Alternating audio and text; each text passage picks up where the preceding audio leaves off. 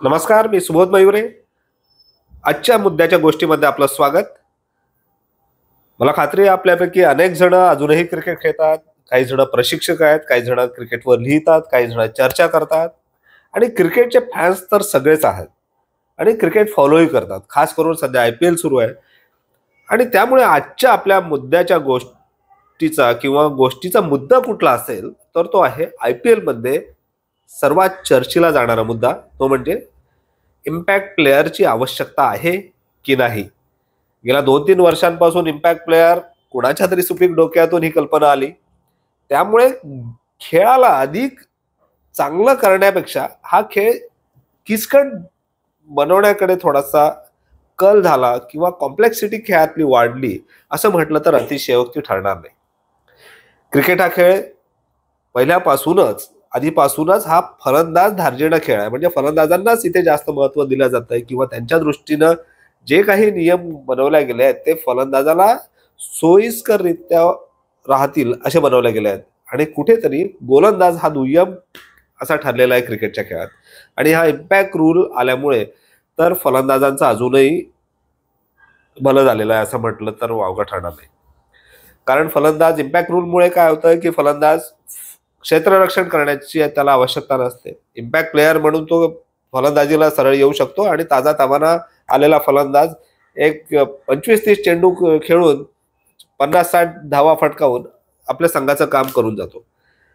पण इथे मरण होतं ते गोलंदाजांचं आणि खास करून अष्टपैलू खेळाडूंचं. कारण क्रिकेट हा खेळ जेवढा फलंदाजाचा आहे, जेवढा गोलंदाजाचा आहे, तेवढाच तो अष्टपैलू खेळाडूंचा आहे.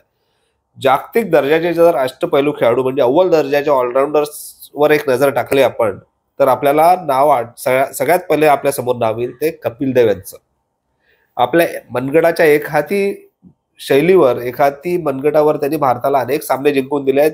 1983चा तो प्रुडेन्शियल विश्वचषक स्पर्धेचा विश्वचषकाला कलाटणी देणारा किंवा भारतीय क्रिकेटला कलाटणी देणारा झिम्बाब्वे विरुद्धचा तो सामना आपल्याला आठवत असेल. आपल्या 15 धावांवर 5 फलंदाज आपल्या तंबूत परतले होते. त्यात सगळे दिग्गज होते, गावस्कर, वेंगसरकर सगळेच होते. पण कपिल देव यांनी हार मानली नाही.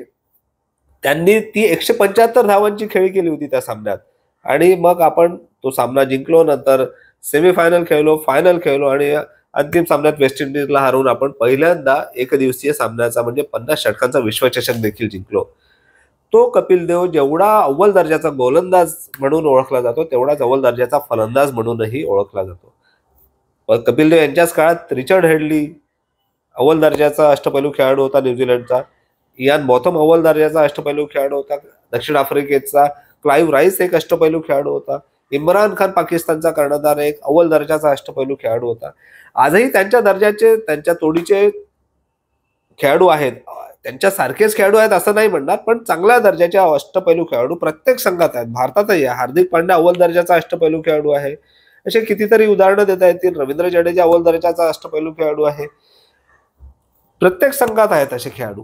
पण हा नियम जो आला आहे खास करून IPL मध्ये, आंतरराष्ट्रीय क्रिकेटमध्ये त्याची अजून त्याला सुरुवात केलेली नाही आणि कदाचित ती केलीही जाणार नाही. IPL मधूनही कदाचित काही वर्षानंतर हा इम्पॅक्ट प्लेअर नावाचा एक रूल होता असं म्हटलं जाईल आणि तो हद्दपार केला जाईल. पण सध्या तरी तो खेळतोय, तो नियम आहे आणि त्याचा फटका अष्टपैलू खेळाडूंना प्रामुख्यानं बसतोय.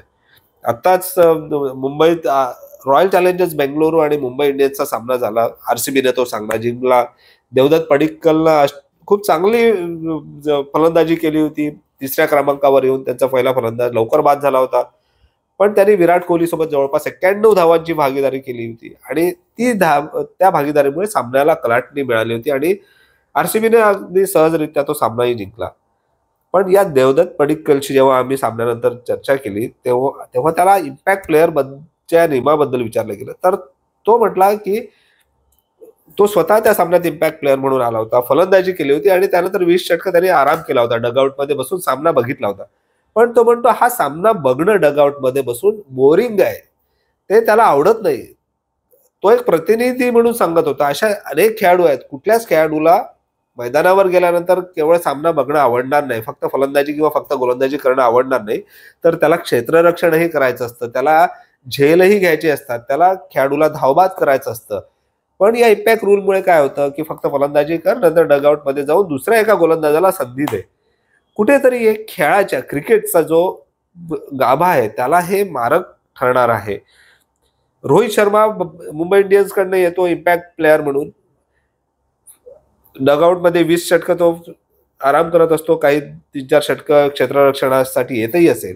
पण तो जेव्हा फलंदाजीला येतो, आपण यंदाच्या हंगामात बघितलं, आयपीएलचा हा 18वा हंगाम सध्या सुरू आहे, 2025 ची आयपीएल सुरू आहे. रोहित शर्मा फलंदाजीला येतो, तो फॉर्म त्याला सध्या गवसलेला नाहीये. नुकतीच चॅम्पियन्स ट्रॉफीच्या अंतिम सामन्यात त्याने 76 धावांची एक मोठी खेळी केली होती, पण त्यानंतर आयपीएल मध्ये त्याच्याकडनं धावा होत नाही. त्याचं एक कारण क्रिकेट प्रशिक्षक म्हणून मला असं वाटतंय की तो क्षेत्ररक्षण करत नाहीये.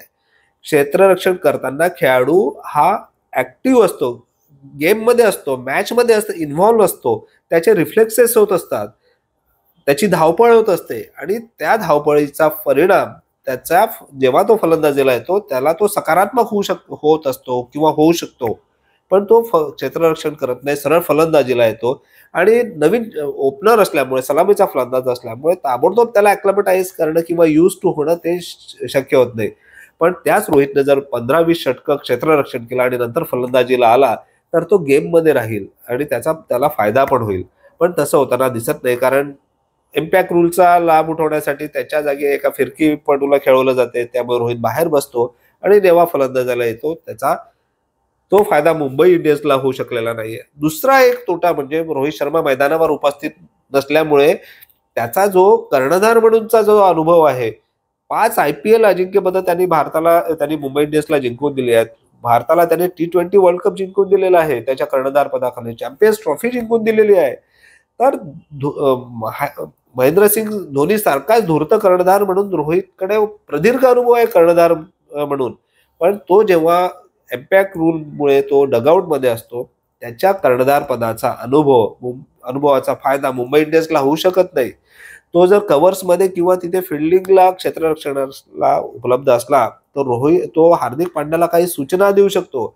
हार्दिक पांड्या बऱ्याचदा काही अडचणीत असेल तर हार्दिक पांड्या स्वतः त्याला अप्रोच होऊन तो विचारू शकतो की नेमकं या क्षणी काय करायला हवं. पण तो मैदानात उपलब्ध नाहीये, डगआउट मध्ये आहे. त्यामुळे मुंबई इंडियन्सला एवढा चांगला धूर्त कर्णधार, अनुभव असलेला खेळाडू संघात असतानाही त्याचा लाभ होत नाहीये. इम्पॅक्ट रूलचे असे अनेक तोटे आहेत की ज्याचा फटका क्रिकेटला बसतोय, ज्याचा फटका संघाला बसतोय आणि ज्याचा फटका स्वतः क्रिकेटपटूलाही बसतोय. राहुल द्रविड स्वतः त्यांनी पण या इम्पॅक्ट रूल बद्दल, जे राजस्थान रॉयल्सचे मुख्य कोच आहेत, मुख्य प्रशिक्षक आहेत, भारतीय संघाचे मुख्य प्रशिक्षक राहिले, त्यांनाही हे फारसं रुचलेलं नाहीये. पण आयपीएलच्या गव्हर्निंग काउन्सिलनं हा निर्णय आणला आणि तो सगळ्या संघांना आता त्याचा हे करावं लागतंय. पण किती काळ हा इम्पॅक्ट प्लेअर रूल राहील, किती काळ त्याचा क्रिकेटला फायदा तोटा होईल हे सांगणं थोडंसं अवघड आहे. आपल्याला काय वाटतं, इम्पॅक्ट रूल असायला हवा की इम्पॅक्ट रूलची आवश्यकता नाही? क्रिकेट हा 11 खेळाडूंचा खेळ म्हणून ओळखला जातो, त्यात हा 12वा खेळाडू हा वरून टाकला गेलाय, कोणाच्या सुपीक डोक्यातून हा टाकला गेलाय, हा संशोधनाचा विषय आहे. आपल्याला काय वाटतं? आपल्या प्रतिक्रिया आवर्जून कळवा. इम्पॅक्ट प्लेअर हवाय का की इम्पॅक्ट प्लेअर नकोय, आणि त्यांची कारणं जरी दिली तरी आपल्याला आवडेल आणि त्याचा आपण आपल्या पुढच्या मुद्द्याच्या गोष्टीमध्ये आवर्जून उल्लेख देखील करू. आज आपण इथेच थांबूया. आजच्या मुद्द्याच्या गोष्टीमध्ये इम्पॅक्ट प्लेअर विषयीची चर्चा आपल्याला कशी वाटली त्याविषयी आपल्या अभिप्राय, आपल्या प्रतिक्रिया आवर्जून कळवा. नमस्कार.